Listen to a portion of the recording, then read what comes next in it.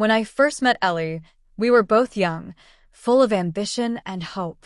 Our relationship grew quickly, built on shared dreams and long conversations that lasted until sunrise. We married in our early 20s and moved into a small apartment with leaky faucets and noisy neighbors. It didn't matter.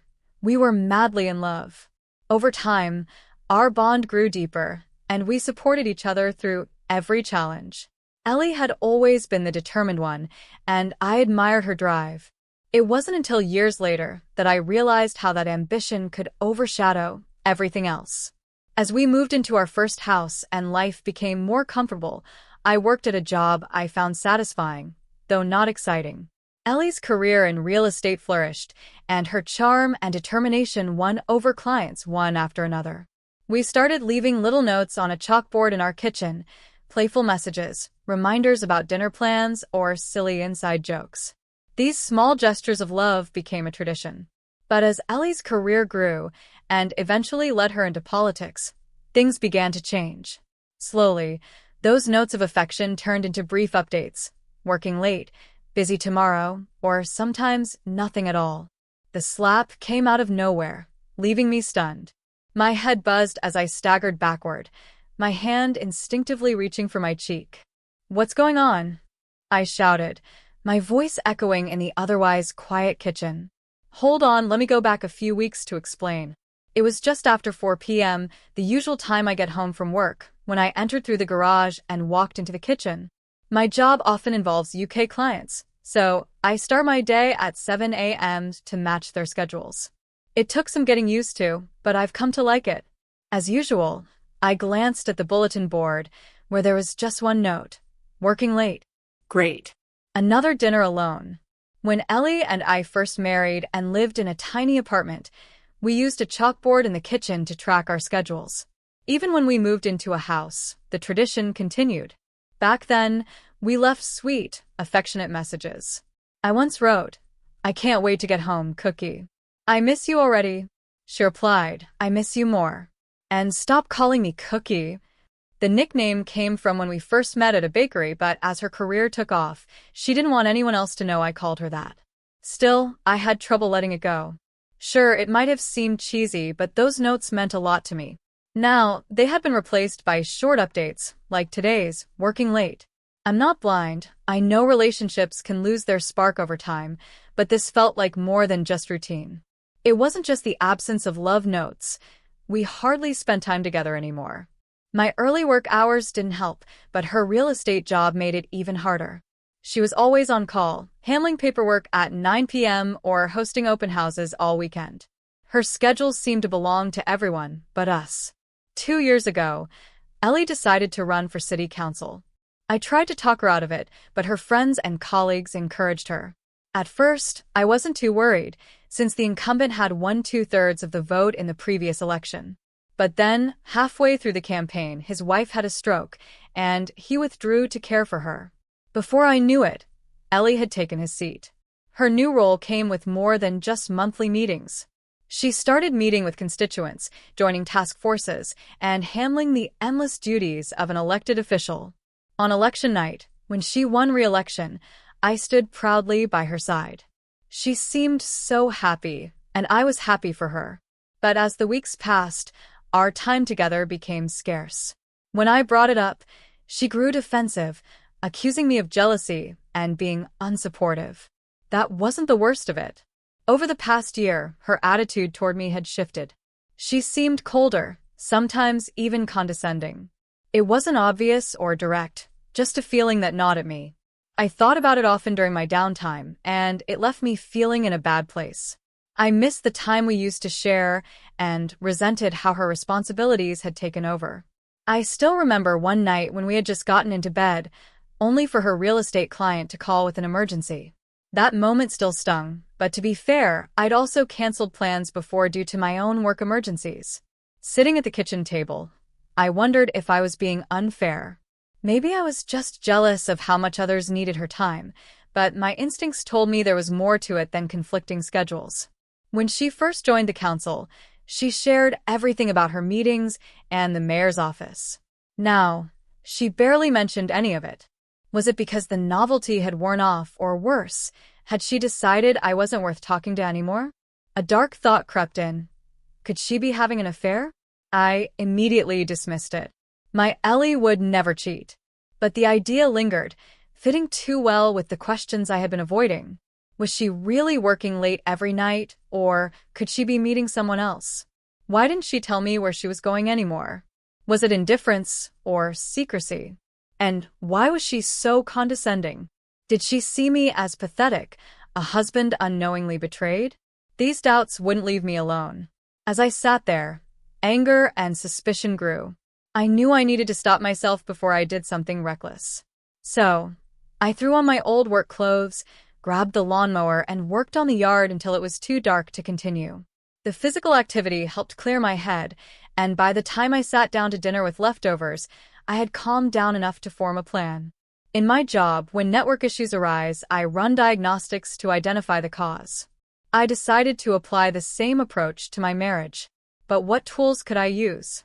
I thought about surveillance, microphones, cameras, tracking devices, but quickly realized how impractical that would be. Ellie was hardly ever home, and with her real estate events and council responsibilities, she was always on the move. Spying seemed both risky and unlikely to yield any useful results. Reluctantly, I realized that hiring a professional investigator was the best option, even if it might be expensive. I searched online for detective agencies, but the sheer number of options was overwhelming. The ratings and reviews didn't inspire much confidence. They could easily be fake. Frustrated, I wondered if Craigslist or Angie's List had a section for private investigators. Then, I stumbled upon a Channel 9 news story about local detective agencies. It reminded me that Amy Howard, the news director at Channel 9, was an old friend. We had even dated briefly in college. Hoping she might help, I gave her a call. "Hey, Amy. Long time no see.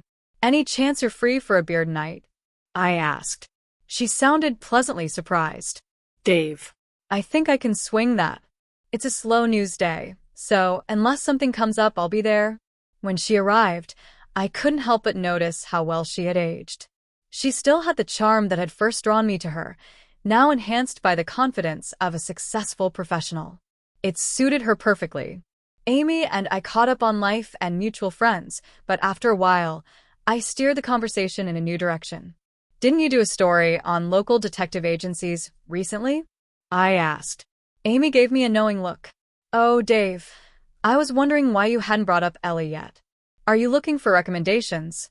I sighed and nodded. She paused thoughtfully before continuing. "With Ellie's situation, you should avoid the larger agencies. More employees mean a higher risk of gossip. Does that make sense?" "Completely," I replied. She went on. "Also, steer clear of one-person operations. They're usually too stretched to handle things quickly. If you want something dependable, I'd recommend the Masterson Agency. They're not cheap, but they're professional, thorough, and they get results." She added, "The private detective world can be messy, but Masterson is a solid option." I thanked her and left, feeling slightly more confident. The next morning, her advice still resonated with me. So I called Masterson. The receptionist told me I could meet Mr. Masterson himself if I came in first thing. "I'll be there," I promised, trying to steady my voice. That evening, Ellie came home on time, and we had dinner together for the first time in days. Nervous about keeping the conversation going, I didn't need to worry. She spent the evening venting about a businessman planning to run against her. Her frustration filled the silence. The next morning, I left early, skipping breakfast, but leaving a note for Ellie on the bulletin board. Traffic was light, and I arrived downtown earlier than expected, with time to spare. I stopped at Stranger Brew, my favorite coffee shop, for a coffee and breakfast sandwich to calm my nerves. As the cafe filled, a commotion caught my attention. A red-faced man was shouting at a young Latino woman sitting alone. "You're not done yet. What gives you the right to hog a table when others are waiting?" he bellowed loudly enough to turn heads. The woman sat frozen, stunned by his outburst. "You're Mexican, aren't you?" he sneered. "Probably a wetback. You come here, take our jobs, and now our tables. Why don't you swim back across the Rio Grande?" He then knocked over her coffee, spilling it across the table. Before I knew it, I was standing between the man and the woman. "Leave her alone," I demanded. He looked ready to explode, but before he could react, another man approached from behind.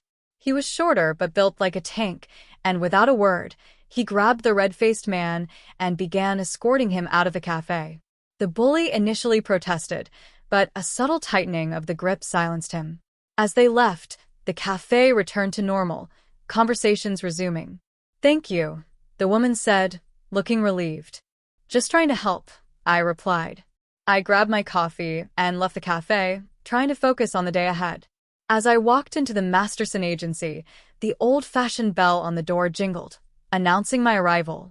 The receptionist glanced up, her expression professionally neutral. "Can I help you?" she asked, her tone polite but brisk. "Hi, I have an appointment with Mr. Masterson," I replied, trying to keep my voice steady. She nodded and gestured to a waiting area. "Please have a seat. He'll be with you shortly." The waiting area was furnished with comfortable chairs and a selection of magazines, but I was too anxious to read. My mind raced with questions and doubts about what I was about to do. Was I overreacting? Could I trust a stranger with something so personal? The sound of a door opening interrupted my thoughts. "Mr. Thompson?" I looked up to see a tall, silver-haired man with a calm demeanor standing in the doorway. "I'm Jack Masterson. Please come in." His office was cozy but professional, decorated with awards, certificates, and a few personal photos. He gestured to a chair in front of his desk. "Have a seat," he said. I sat down, feeling a mix of nerves and determination. "Thank you for seeing me on such short notice," I began. "Of course," he replied. "How can I help you today?" I took a deep breath and started to explain my situation. "It's about my wife, Ellie. She's been acting strangely for a while now, and I'm worried something's going on." Mr. Masterson listened intently, occasionally nodding as I spoke. When I finished, he leaned back in his chair, considering his response. "Infidelity cases are always challenging," he said finally, "but we have the experience and resources to handle them discreetly. We'll need some basic information about your wife, her schedule, habits, any known associates. The more details you provide, the better we can tailor our investigation." I handed him a folder containing everything I had prepared: photos of Ellie, her schedule, and a list of places she frequented. "I hope this helps," I said. Mr. Masterson took the folder, glancing through its contents. "This is a good start," he said. "We'll begin surveillance immediately and keep you updated on our progress." "Thank you," I said, feeling a mixture of relief and anxiety. "I just want to know the truth." As I left the agency, I couldn't shake the feeling that I had crossed a line. But deep down, I knew I needed answers, no matter the cost.